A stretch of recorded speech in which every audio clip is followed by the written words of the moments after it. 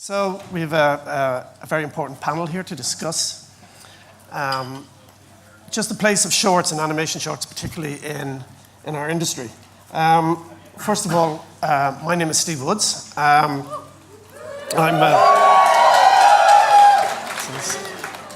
That's just the IADT people cheering. Because I do 1 day a week there, and I'm a short filmmaker, really, which is what I've made a couple of documentaries, but basically that's what I do. I make short films. I'm also a member of the Screen Directors Guild, and we have an animation subsection called Animal, which is Animation Alliance Animal. And so if anybody's want to talk to me about that afterwards, you're more than welcome. So when I made my first short, actually it was in 1989, which is a very depressing thing to say in front of an audience like this. But since about 2005, I've made about, I counted them this morning, 12 shorts. So that's nearly, it's a good ratio. And, when I went to festivals first in around 1989, people used to talk about shorts, particularly in live action. There were no animation festivals, so a lot of live action people would say, you know what? My short is a calling card for my feature. And that used to really, really anger me. It was like total disrespect of the short film format. And for me, and not all live action people saw it that way, but you used to hear that.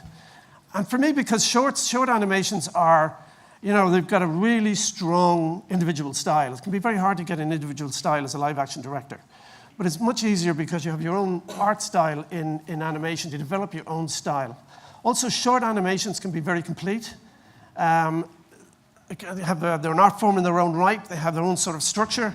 And you can say perhaps sometimes a lot more than you can in even the best live action dramas. So I would feel a bit, what's going on there? Why are people saying that? Why is there sort of a disrespect for that? The other thing about live action shorts that should be, about animation shorts that should be remembered is how difficult they are to make. So a 3-minute animation is kind of rough to a 10-minute live action short in the energy put in and the time put in. A 10-minute animation short could be equal to 20 minutes of or 20 or a half an hour TV. A half an hour animation, you're talking about a feature film or certainly a TV film. And so feature animation, maybe you're talking about making 2 live action features. I'm glad there's no live action directors in the room because they'd probably argue with me about that. But that's basically a good rule of thumb. So these are the 2 things we're going to consider. We're going to consider about animation. The style of them and how they fit into funding and the industry. I think also it's worth pointing out too that since there have been animation festivals and new mediums and new platforms have been set up, that I am beginning to hear people say in the animation section that my short is a calling card maybe for a TV series. So I've had to readjust myself and think about that. Is that a legitimate thing to say? Should I take the chip off my shoulder and be more broad-minded? It's not an easy thing to do, but I'm going to try. So we have here a very important panel, starting with Pauline McNamara from RTE, Sarah Dillon from Board Scan-On Film Board. We have Joe Allen from BBC Children's. BBC, that's familiar. Maybe you could explain this. What does BBC stand for? And we also have Alexi Wheeler from Nickelodeon. And we also have the audience, so it'd be nice to get some questions from you guys later on too. So I'm just going to kick this off with a basic introduction. If you could just basically introduce, yourselves, your organizations, and who you are. Starting with you, Pauline. Okay. Hi. Thanks, Steve. Steve obviously has a kind of a warm fan base in the room, which is a good starting point. I work with RTE in the children's department. So I commission live action programs, but I also manage the children's animation slate. And apart from the children's end of things, I also manage RTE's participation in the animated short scheme we do with the film board called Frameworks, which you might be aware of. So in a nutshell, that's who I am. Okay, Sarah. So hi everybody, I'm Sarah and I work within the production development department of the Irish Film Board.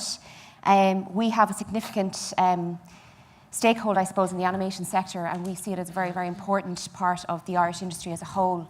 and we have a commitment to spend over 6 million in the development of the sector over the next 3 years. And a huge part of that comes from 2 schemes which allow animated shorts, short stories and frameworks, which we co-fund with RTE. And then we also have development funding for TV and feature films, and hopefully then go on to production funding for both feature films and TV drama as well, or animated TV drama. So I'm Jo Allen. I work for BBC Children's Independent Animation and Acquisitions. So what that means is we work with independent animation companies, pre-buying series, working alongside them through the production process. And we also acquire live action films for CBBC, which is for young people 6 to 16. Hi, I'm Alexi Wheeler. So I work for the Nick International team, expressly on the animation side of things. So I work across production and development, taking things right through from the one-page pitch right through to delivery. So sometimes working on a given project for sort of 4 or 5 years. I look after the entire kind of animation space outside of Burbank. So outside of LA, we don't have a studio, so we kind of run a bit of a studio without walls model. So as we work with creators, we also look for and find studios to partner them with and work that way. I also look after the International Shorts program, which is Nickelodeon's kind of version of a mini pilot scheme, I would say. We treat shorts in a slightly different way, which I'll get into in a moment. And we use those as ways for looking for great creatives and new projects, and that's something we look after and do in the global space. Okay, great. So maybe the next thing to kick off with is actually maybe the submission process. I mean, do you consider shorts as pilots, or is it pilots versus shorts? Maybe roles and maybe getting a producer on board, your one-page pitch. Just in your own individual practices, can you tell us how you interact with, I mean, a lot of this audience will be in the industry in June, so how would you interact with them? Okay, so we have, RTE introduced an animated short scheme 3 years ago. We're just in the 3rd year of it, and so in 2016, 2017 and this year, we're commissioning 5 by 2-minute animated shorts. They have for short schemes, they have a fairly generous budget. It's up to 10,000 for each film. They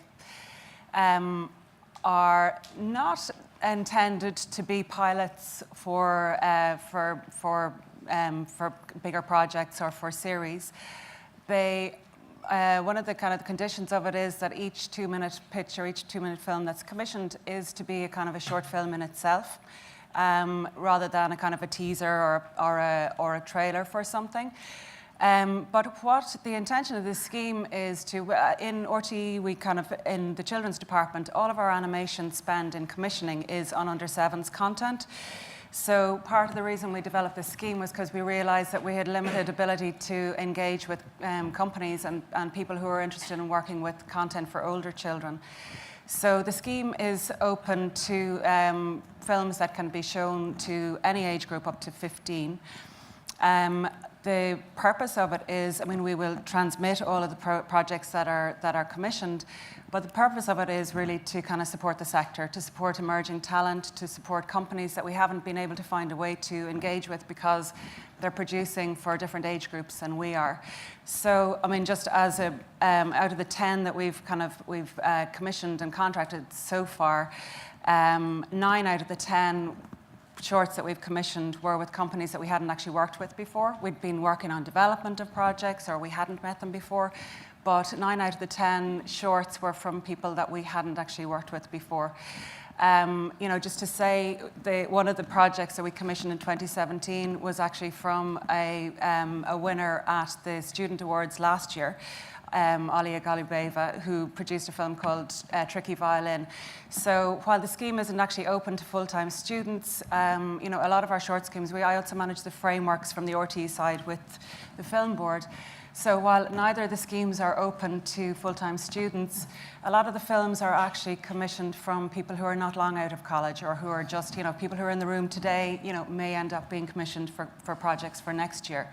And, you know, the one thing that I would say from our side is that producing animation, and particularly with public funding, and once you kind of get into a contract situation where, you know, where the funder is kind of, you know, sitting there kind of going, okay, well, you need to deliver.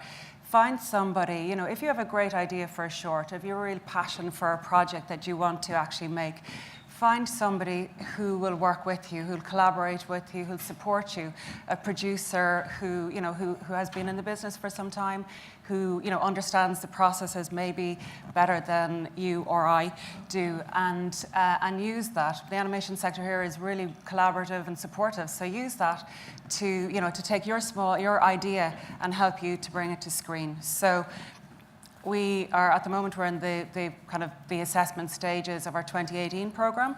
It's not confirmed for the next 3 years, but as it stands, I expect that it will roll over into 2019. So that's one of ours. Do you have a clip to show? Oh yeah, so I mean, with our shorts, it is an opportunity to play. So, you know, I mean, where else would you end up commissioning something that was about a guy who could wrangle farts? Where else would you end up commissioning a series that had a title, a short, a 2-minute film with a title that was longer than the actual film? It was called The Totally Normal Everyday Adventures of Slaps and Sandbags.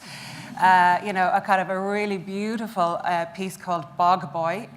You know, it's an opportunity to play. So we were asked to bring some clips. So one of my colleagues cut together, I think it's about 2 minutes, which is it's mainly one of the shorts, which was Urban Tales, which is two rapping foxes who are possibly in the room. The girls from Ping Kong Studios were commissioned to do one, and there are a few kind of bits of the other projects. So if you wanted to play that, we'll have a look.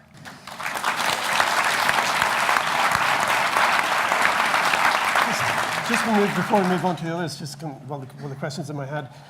They all had to have a producer on board. Could they have also producers been first-time producers, or?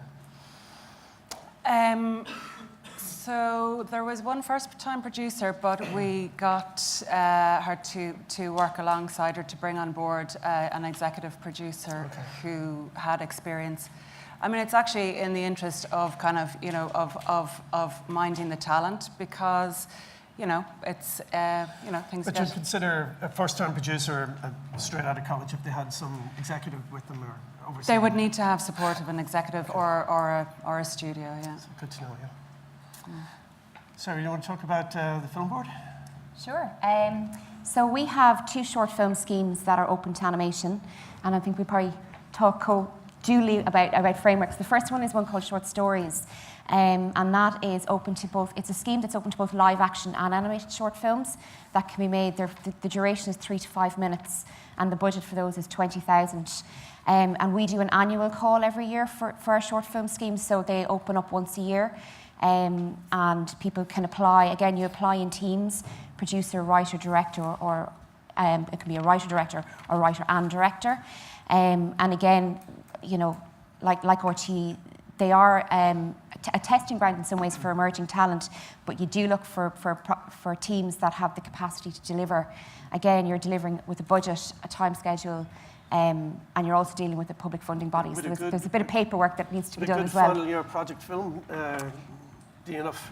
It would be enough to prove that you can do it, but again, I would also say bolster your application. I always say to people, you know, answer the questions that you think you're going to be asked within your application. Don't leave any unanswered questions, because that's a reason for you not to kind of get shortlisted. So if you think your experience as a producer isn't probably enough to warrant a funder kind of giving you that first shot, bring in an exec who can add confidence and add weight to your application. So that's Short Stories. As I said, they're up to 5 minutes, and again, it's a place where you can experiment with the form. It comes back to having good scripts and good concepts at the heart. Mm-hmm. So I would say, you know, that's very, very important with it, all of your filmmaking. But, you know, script kind of comes first, and your artwork, of course, works with that. But often the scripts can be something that is sometimes overlooked. So you want kind of something that's going to pull an audience in. And then our second scheme, which is probably the most well-known scheme perhaps within the animation sector, is called Frameworks, which I think is in its 23rd iteration, which is remarkable. And I think it's a scheme that we co-fund and co-run with RTE. And I think, you know, it's safe to say it's probably our most successful scheme within the film board. The films that have come through there are, you know, often Oscar shortlisted or Oscar winning. film festivals seek out the frameworks. They are a real favourite amongst festival programmers. And again, it's an annual call for submissions. We fund up to 4 a year. The budgets are 50,000, and again, it's about teams of filmmaking teams, so producer, writer, director, or writer-director.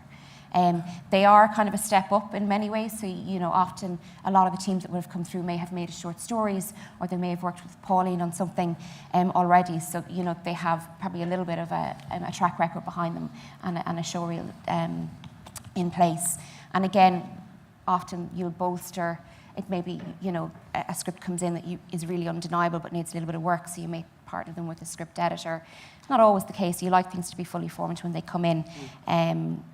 But again, it's about enabling a filmmaker, finding new talent. There's a real, and I would say to all the female filmmakers in the room today, we do have a focus on supporting female talent as well within these schemes, and female directors, which is not to say that we don't want to support everybody, but often we're not seeing enough female-driven stories coming through in the schemes. Actually, one of the frameworks projects that's in production at the moment is a project called the Wireman, which is a project from Jessica Patterson, but 2 years ago she was a winner here at the Student Animation Awards. But she's actually teamed up with Jam, because the projects for frameworks are, at submission stage they need to be ready to go. It's not a development process, so they're script designs, everything needs to kind of be ready to go. And in teaming up with it, she's not the only one who's teamed up with with studios. But it just means that you have that support and backup to carry stuff through and deliver. Written also means why we kind of need stepping stones to get up to frameworks as well. So your 5 by 2 minute things are good like that. So again, Joe, just about how you interact with people, how do people approach you, how do you commission, what do you think of is when people talk to you about a day for a pilot or a day for a short? Or? So we don't, BBC Children's doesn't broadcast shorts as such. So we tend to, but obviously we're still really interested in emerging talent and new ideas and new techniques and finding the next way of doing things and the next great look. So what we do is we sort of work on to try and find opportunities on an ad hoc basis as and when they come up. So for example, a couple of years ago, we had an opportunity that we threw out to students to work on one of our existing series, Scream Street. So we threw open a sort of opportunity, because we can't call it a competition, for students to send in storyboards for 45 seconds to 1 minute based on 2 of their existing characters for this series. And then the 5 winning storyboards were chosen by the IP owners Coolaby and the production company Factory. And those people got to then go on and make them with Factory, and they were broadcast and put on the website, and they made some great industry connections, and they worked inside an established studio and got into that pipeline and the process and saw how it all worked. And I think at least one is now directing with the guy who directed the Scream Street shorts as the experienced professional. So that kind of opportunity, when we can find the right brand owners and production companies alongside our existing thing to get students sort of into the industry, we're always looking for. Was it you who mentioned the one-page pitch? Or was that Alexi? One-page pitch. Oh, the one-page pitch. Oh, yeah, I mean, yeah. We'll get to that. I thought it was. I think that's important too. I think just while we're talking, I mean, this is the place where you start interfacing with funders and commissioning people, like the panel here. And just when I mentioned that I made 12 shorts since 2005, it's about 8 of them were commissioned and broadcast. The other, my maths is bad, but the other 4 were sort of guerrilla or low-budget made kind of stuff, made very, very cheaply and made with favors and stuff like that. So it's worth reminding that's, build up a portfolio as well. You can do it without having to get in commission, but although the money helps, especially in film. Well, I was going to say the other thing that we do, obviously, is come to places like this. So we might not broadcast short films, but we do know that that's where seed ideas are found. And so we come to festivals, we judge on short film panels, and we're always looking out. So one example of that, which I think involved most of the people here, was Roy. which was which was developed with the Irish Film Board. Frameworks project. Yeah, and Jam, obviously, and then that was seen at Cartoon Forum by a BBC Children's exec. And then they started thinking about how it could work for the channel, and as you all know, that went on to 4 series of 52 episodes and spawned Little Roy, and it's seen globally, so... I mean, Becca's Bunch, which the lads are launching very soon, came from a framework short called Fear of Flying, which was quite different, but very similar as well, and a beautiful short film funded by Frameworks, which is, I've no doubt, going to be at least 4 series of 52 episodes. I was told It doesn't always happen like that. I mean, No. as you said, Steve, they are a medium in their own right, in their own respect. Good point. And I said, there's now a festival for every single day of the week. So, you know, you can travel the world with your short film if it you know, it can open up an awful lot of doors for you as a filmmaker and as a producer as well, and as a studio. But they can, I mean, we have a number of projects in development as well, shorts that have gone on that are now being developed as feature films. So, you know. So, yeah, I mean, we shouldn't lose track of that the short is a format in its own right, an art form in its own right. And as I remember, the framework was called Badly Drawn Roy. Yeah. I thought the series would be called Properly Drawn Roy, but they still don't know how to do that. But anyway, it works. So, Alexi. So what we do kind of sits in between some of the different ways the other groups are working. So our US team originally had a shorts program running kind of 10 years ago, I guess. They ran that for a while. They still run it in some form or other. And their model was that they would find creatives, often in-house working within the studio in Burbank, and they would commission them to do something. They would take pictures, they would like their idea, they would mentor them and treat them as a producer within the studio. In the international space, as I say, we don't have a studio. So what we did was we opened it up about 5 years ago. We treated it as a kind of open door thing. So I went to Annecy and took a bunch of pictures. We did a load of Skype pitches. We opened it up as like a 3-month pitching window because we found by limiting the deadlines, it meant people were forced to actually get their ideas into us. I think the first year we did like 12 shorts. So these, we do them globally. So when we get a great pitch, as I say, we don't have a studio, so we have to find them someone to work with. And it's often a great way of us killing 2 birds with 1 stone because they don't have to work with a big established studio. So for instance, in a country like Australia, there was a studio called Rubber House, which I thought were really interesting. So we matched someone up with them and did a whole short there. And that's kind of the model that we've used over the last 5 years. We kind of treat the execing as something we look after, so I will work really closely with the creator. They're often very green. We've worked with graduates. We did 2 or 3 last year that were literally kids who were like, can I delay delivering this because I'm finishing my final film at university, then can I start it in the summer? Absolutely, and we did it that way. And we use them as kind of the kickoff point for development. Like, we've had so much success with them that it's now become like a steady part of our development process. We've now changed the model a little bit. It used to be like a window from January to the end of March where we would take pictures. Now we just do it all year round. And I think if we got that flyer, can we just put that up for a second? Because we do this as a month-by-month rolling process. Sorry. Sorry, have you got the image? Sorry. And then I'll play the clip. We can play the clip in a second. So we kind of have a rolling month-on-month pitching process with a theme each month. And basically, you can pitch us through the website. You can come directly to us. If you're not like in the right space to come see us in the office, you can Skype us. There's like a million ways of pitching us.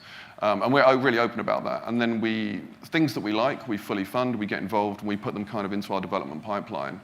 And in terms of how you pitch us, it can be quite basic and straightforward. I was at Annecy, I literally took a picture off of a napkin, it's no joke. And that short has been developed. We're actually making a bunch more shorts with that person. And it's worked out really well. I often take pictures where people just take me through their sketchbook, and they'll be like, I've got a couple of character ideas, not really sure what to do with them. If we think there's something there, we'll find a way of kind of working with those guys. So we treat it as like a really sort of grassroots development process. Do they need a producer on board, or? No, I mean, as I say, like if we need to, we match them with a studio, and we try and find someone who can help them out, and I will kind of function as the exec. Sometimes we use mentors as well. In the past, we've had someone from our Burbank team who's maybe a bit of a name and has some time, and he can just call them or Skype them every week or so just to make sure they're doing okay. We try and build a bit of a support network around them. But it's a lot of fun. It's a great way of working. And we've found great talent that way, but we've also found great projects that way. We've got a lot of things that are going to series or going into more short form. That's the other thing. Sometimes shorts equal more short form for us, which means we make like a bunch of 2-minuters. Actually, if we play the trailer quickly now, I can kind of talk about that a little bit. So, kind of out of that selection, there's a lot from the US, which I don't look after. We kind of merged them just to show a bit of the scope. But the US has done around 75 over the last 10 years. International have done about 35 over the last 5 years. Sorry? Any Irish? Yeah, so Mushku was in there. They did a preschool detective project with us, which we're still doing something else on. I don't think we can talk too much about that. We've done a couple in Ireland, actually. A couple in the UK. One in South Africa, that really pixelated one, Moosebox. We're doing a bunch more shorts because we tried to develop it into 11 minutes, realized it just fits as a 2-minuter, so we're doing 20 times 2 minutes to play around with in the digital space. Shark Dog in Singapore, same thing. We're sort of developing it for 2 minutes. But then there's Pony in there. So Pony was announced, I think, 2 weeks ago at the Nickelodeon Upfronts. So that started as a short, and now it's going to be a Nick original produced out of London, 40 times 11. So we've had a lot of success. We find it as a really solid way of going from this tiny little idea to this big juggernaut of a project or something different along the way. And often we just meet great creatives as well. Sometimes the project doesn't quite stack up, but we realize that there's a great director in there. So it's a sort of audition process for us as well. Yeah, I like the idea of you mentioning mentor. I remember the SDGI were talking to the film board about frameworks, and the mentoring started getting mentioned quite a bit. Seems to be maybe a trend to go with, and especially for people starting off. And sorry, Paul. I was just going to say something you said, Alexi. Sometimes, people start out with a 2-minuter and kind of think, well, it could be an 11-minute or it could be a 7-minute, and sometimes it just works as a short. So, Urban Tales, the project that Ping Kong were commissioned to do for our short scheme, they pitched at Cartoon Forum as a series of 52 by 2 minutes. And that's just the right length for it. There are projects that just don't kind of work as longer form. And broadcasters love short form content because, we get lots of shows that are kind of different lengths, 5 minutes, 7 minutes, 11 minutes, and kind of to make your 1-hour junctions. Yeah. You need fillers, you need short content as well. So, there's nothing wrong with short form, and it works for preschool, it works for... But by extension, we're seeing more shorts then, to fill those hour gaps. We're not really seeing more shorts on TV and bin broadcast, are we? We had been, I think it's probably fair to say that maybe about kind of 3 years ago, shorts were it. It was kind of, a 2-minute format was very popular. We did a lot of series of, not a lot of series, but we did a lot of the format IMA with Monster and previously with Brown Bag. I'm a monster, I'm an animal, I'm a fish, I'm a creepy crawly. And they were 2-minute, 52 by 2 minutes each series was. And they worked very, very well. I think trends are probably showing that preschool audiences are looking for longer form content in general. But, the longer form for us is, our blocks are 15 and 30 minutes and 1 hours. Commercial stations have ads that fill, that make up the hours. So sometimes the content that, the acquisitions that we buy are shorter than our slots. So we'll always need short form content. There's the online use as well. We're not just putting stuff on air. So Moosebox, we've said they need to be about 2 minutes, and there are 20 of them. They're all varying lengths between 90 seconds and 2 minutes because it doesn't matter. They don't have to fit into that commercial half hour. We had a similar experience there. We were brought a very short clip as kind of proof of concept, really, on a show called My Pet Dinosaur, which was live action. It's like a little girl with a CGI dinosaur, which was like a puppy, but it was a dinosaur. And the ambition there was to take it linear as 11 minutes. And we looked at it and went, do you know what? It works really beautifully as it is. And that was developed as a series of 2-minute shorts, which went on to iPlayer as what we call a digital first. And it did so well. Within 7 days, it had 1.3 million views. Yeah. And it means you're not forcing it into a format that doesn't work for the project, right? Exactly. And so online is also making things easier for people to produce things cheaper and to... do you want to talk, Pauline, about how player and your online content and stuff is part of the development? Yeah, well, actually, I don't have a budget for digital only. But everything that we spent at the moment. I mean, it's changing, it's emerging. I know BBC are investing massive amounts in digital, and that's where things are going. And the RTE player there's a new Player 3 version about to be rolled out, which will kind of, content is actually being commissioned specifically for the player and for digital audiences. But I suppose what in the context of shorts and, kind of supporting new talent coming through, what we've done is we've created a kind of an RTE animated shorts section on the player, where producers can send anybody that they're kind of trying to kind of engage with, any studios, any broadcasters that they're trying to engage with, that content sits there, so they can actually send them a link, so that it's always there in the frame of the national broadcaster's player, and it's kind of accessible. I mean, kids are watching. The RTE Junior app is our digital platform, and streaming and viewing online and through apps is the way kids are consuming content. So we're moving towards it. We're kind of trying to keep up with it. Just got about 5 minutes left. Has anybody got any questions in the audience? Two microphones.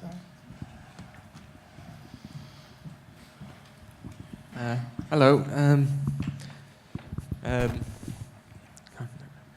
Where would you were talking about producers, and where would be a good place to seek out producers and get more connections? There's a festival in a place called Dingle. That's a good start. It's your lucky day.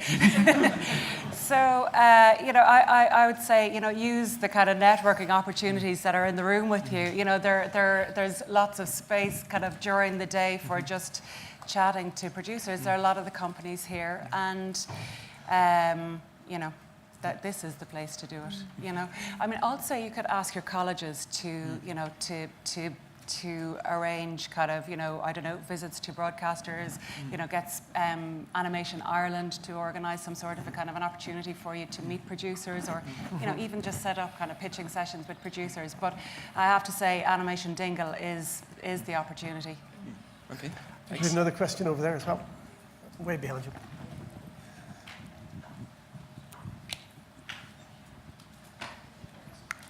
Hi, my name's Sorsha. I just wanted to ask Alexi, I couldn't help but notice on the showreel for the International Shorts Programme that it was all 2D animation. I wonder if that's a requirement from Nickelodeon, or are you open to any medium of animation? No, we've done some in CG as well. I think a lot of the stuff we do in that comedy space, the creators naturally feel they lean towards 2D. Shark Dog, the one with the shark, the half shark, half dog, that started out as 2D, and the 20 shorts we're making are actually in CG, because we looked at that character and we were like, it's such a cool kind of shape, let's mess around with it in a 3D design, so we took that into Maya. So we're doing 20 of those as CG. So yeah, whatever works really. We don't do a ton of stop frame, but anything outside of that I would say is good by us, as long as it works and we think the audience is going to connect with it. Okay, cool, thank you. Is that something to do with the Americans seem to have a resistance to stop framework? Or? Yeah, yeah, kind of. I think, it's a production thing. It's quite difficult, especially if you want to do a series that way. I think we've found over time that viewers in that 6 to 9, 6 to 12 space don't connect with it in the TV space maybe as much as the younger space. So it's just something that we do less and less of. And traditionally, Nickelodeon hasn't really been into stop frame, so it's just not part of our culture, I guess. Do we have another question? Oh, we have 1, 2. Okay, so they'll have to be the 2 last ones. Okay. Get a mic to you, actually, in just 1 second. No, this woman's got the mic first. We'll come back to you then, after her. Go ahead, yeah. Hi, this is also towards Alexi. So do you find that people go in and they submit shorts to you that they intend to be a series, or do you find that you get both? People who just want to make a short and then people who want a series? We get a bit of both. If I'm honest, I want something that can go beyond the short. Like, we love those like great artistic shorts that kind of just serve one purpose, and they're there to show what a creator can do. But we're looking for things that can be expanded beyond. It doesn't have to go into that 11-minute space, but we want something that can maybe be a game, or can live on in the digital space, or can go to series. So, as I say, for us, our shorts are kind of mini pilots. We want something that can live beyond that. and not just be like a beautiful experimental kind of piece. Okay. And then I have a second question. So if you had someone who came to you with a short from Ireland, would you try to find them a studio to help out with in Ireland? Or Yeah, absolutely. So we always kind find, of localized then? Yeah, we don't expect them to move house or Skype the entire production. We always, we treat that as a challenge for ourselves to find a studio that's near to them. We always ask them if there's a favourite studio they have. You know, if there's someone they love over here that they'd love to work with, we can then contact that studio through our connections and make that happen. Great idea. So we did that in South Africa. So Triggerfish at the time, well, they're still a massive studio down there, but at the time they were the studios. So Mike Scott, who we worked with on Moosebox, we got him into Triggerfish and got him working there. Thanks. So we've got a question here while the microphone's going over. I think somebody said before, you know, that shorts, complete shorts in their own, there's a question here for this guy here, that, you know, complete shorts do have a life of their own, they've got a value of their own, they can stand out very, very strongly on their own. And, you know, they can be a stepping stone to make more shorts and another short and another short, you know. So it's not just, it's not a one-off thing that you do. It can become a career or a regular thing or something that, you know, you're working in a studio and and very often you can approach your studio if you're working in a studio and say, you know, I'd like to do the next frameworks and stuff. Or even more, you know. And I mean, John McCluskey, there were 2 IFTAs nominated this year by short filmmakers who both made half hours. So the two IFTAs were, two of the animations that were nominated for IFTAs were half hour, were 30 minutes long, and they were made by short filmmakers who just expanded out a bit more. So there's, don't lose fact that you can, you know, shorts have a value in themselves as short films. So, sorry, go ahead. So a lot of these have been like designed to explore IPs, like short explorations of 2 to 5 minutes. But say like a graduate student group came to you with an existing IP, something that they had explored as part of their graduate film, but that they did want to take further, like what avenues would be open to us for that? So you mean to take something that you've already produced and rework it or redevelop it? So if as they've used their film to explore the characters sort of thing. Well, speaking for the RTE short scheme, would be open. I mean, unlike Alexi's scheme, we don't have an expectation. I mean, we're not looking to. I mean, the scheme is not about, you know, looking for the next big hit. It's actually about supporting young filmmakers. So we're quite happy for something to just be a great little short on its own, and if it leads to something else, that's great. I mean, one of our first year's shorts was nominated for an IFTA. So like they stand up on their own. They're good shorts. I wouldn't write something off because it had already had another iteration. Yeah, we did this. We took a short that existed. It was in there actually. It was one of the ones from Brazil, and he had done a student film and pitched us that, and we were like, let's make another short based on the original idea. So we kind of redeveloped it with him and made another short. Yeah. And we'd be open to doing that too. That's one of the reasons we attend the festivals and look at all the short films on juries and things. It's because you're looking for something that exists and is working, and then thinking, what is it about that we could take further? Mm-hmm. So yeah, it's about testing your concept as well and seeing what is it? Is it kind of can it be extended to a series? Is it a feature film? You know, it's about kind of taking what the core of the idea is and then trying to figure out where you want to place it next as well. Is it a longer short? Is it something that's going to be developed into a TV series? Is it a kind of a special, like a Christmas special, half hour? Or can it become a feature film? You know, so again, it's about kind of just kind of really putting it under the microscope and examining it and then understanding what kind of assets you need to put around that. So, you know, if you ultimately decide it's going to be a TV series, well, I need to think about a Bible, or I need to, you know, how do I extend it out? So it's just about kind of, again, putting that rigor and questioning it yourself and then understanding what you need then to put in place to kind of extend it out beyond that. So if you've got a small idea, you have to think big. Yeah. You always have to think big. Because I take on board absolutely what you say about the beauty of the short film for itself. You know, like I said to you earlier, for me, they're poems, not novels, and they exist in their own little world, and that's the right format for them and that idea. But sometimes it can just be a technique. You know, I saw there's a beautiful video out at the moment, which I think won a British Animation Award last week, called, no, it didn't, it was nominated. Carney and Saul from Israel did a beautiful music video for Katie Malua for Perfect World. I don't know if you've seen it, but it's just such a beautiful technique. Yeah. And we would never dream of sort of messing about with the characters in that film or trying to change that film, but it's a beautiful technique. And we did have a project in mind that we thought that would be a lovely technique for this project that we know we want to do. So We don't always want to tear your film apart. Sometimes we just want to find the special thing in it and see where else it might work. So guys, we're going to move on. As you can see from the back of your, we've got a packed day and we don't want to be the people who start running over the time. So thanks a million, Mark and Jam again. Thank you very much for the panel.